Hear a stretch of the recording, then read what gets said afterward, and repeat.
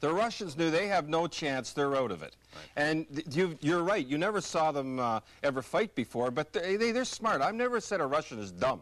They're not dumb. They've got nothing to lose. They knew that we had to win by 5. Have you ever seen them fight back? They were goading our guys all the time, and we do not accept high sticks. We do not spears in the back. It's our Canadian nature not to take that stuff. The Russians were smart, giving them a jab, hoping they'd start something like that. They were the first off the bench, and we fell right into it. And I know it's you again, you people sitting home in your living rooms, having it all nice and quiet, maybe having a pop or two or a sandwich or something. You see something. How could these fellows do that? You don't know what they've been through over there and what they're going through. So don't say it's a black mark against our players, please. It's a black mark against international hockey. I'm not saying it's a black mark against Canada right now because we don't know who started this fight, but it is a black mark against international hockey. What do you do if you're the coach now when you take the players in the dressing room? Well, right away, he's got them under control. Bert will have them under control. They're kids, 17 years old, 16 years old. He said, we fell into it, guys. We've got to forget it now. We've got to go out there no matter what they do from here on in. We've got to go out and get those goals because we don't want the silver. We want the gold. Now, I hope he remembers if he gets, he's 4 goals. He needs 4 goals. I hope he remembers near the end of the game he can pull that goalie and try to get that 5th goal. All right, Grapes, thank you. Right now, we are going to return live to Piestany in Czechoslovakia. Hopefully, Don Whitman and Sherry Bassin can sort out some of the problems that are still going on right now in the arena. Don? Well, Brian, I am still absolutely flabbergasted by what I just witnessed here in Piestany, and during that brawl, I must have sounded like it as well, because in international hockey, as we have pointed out, you are not allowed to fight. Now, I think the referee must take some of the responsibility for the incident, because he has allowed a lot of that pushing and shoving to take place, Sherry, following the whistle. There was an incident there where at the side of the net, a Soviet player came in late, decked Santa Pass, and then they started the skirmish. No, quite. There's been some pushing and shoving and stick work and all kinds of little things going on constantly. Now, I suppose he's saying to himself, I got to let him play. He jumps on that in the first few minutes. They can control it. I'm not kidding on the referees because there's no game without referees, right, and we like to blame it, and we should be concentrating on our game. Obviously, they haven't started to flood the ice yet, so they're more flabbergasted than we are. We were fairly flabbergasted. There's no question that we're going to get blamed for it. I mean, it's just a fact of life. We have a conduct in the past, and we have to deal with that factor. But the issue at hand here is very, very simple. Either going to play the game, are they not going to play the game? And if so, who's going to be penalized with this whole thing? And I think that's the committee's dealing with that right now and trying to figure it out. Well, Gunther Savetsky, I'm sure, is downstairs meeting with the officials. Perhaps if there's a long enough delay, you can sneak out and buy some more Crystal.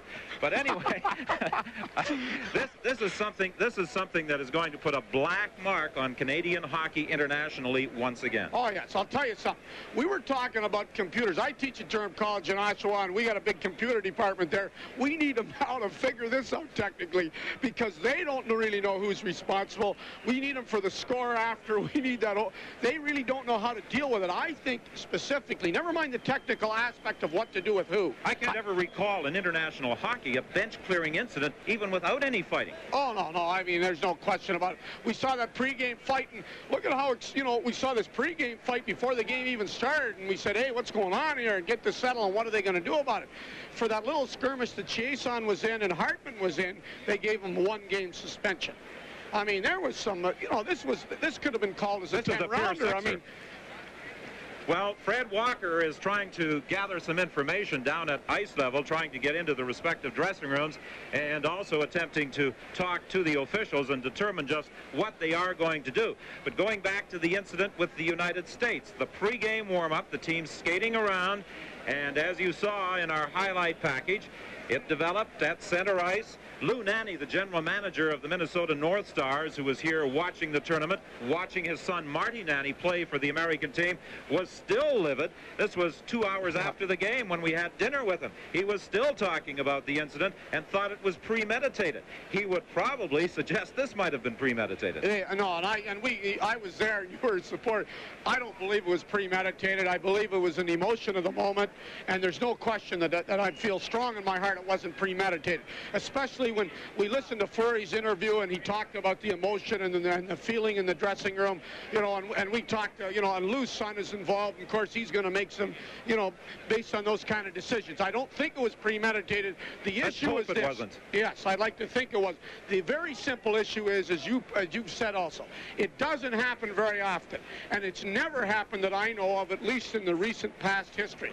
The fact is, though, it's going to be on every headline, it's going to be on every television, and it's going to be talked by every hockey fan, not only in North America, but especially in Europe and the Eastern countries. This is one incident that I think is going to make national newscasts as well as sportscasts around the world, and certainly headlines in every paper throughout Europe. We'll be back to Pierre Stanley and try and sort things out for you after we pause for this message. Canada is leading this hockey game 4-2, but the game was halted nearing the three-quarter part of that second period.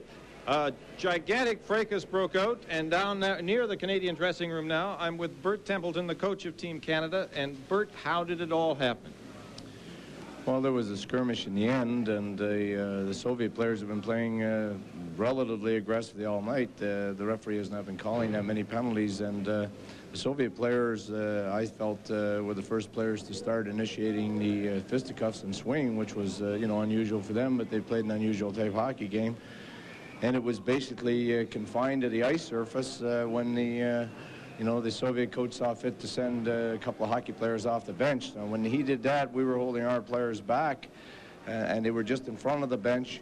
And then the Soviet team left the bench, and the fracas took place. It's an unfortunate incident at any time in any hockey game. It's especially you know, that way with ourselves, because I think it was evident to everybody that we were trying to stay away from that type of thing in the first period. We had taken quite a bit of abuse in the first period without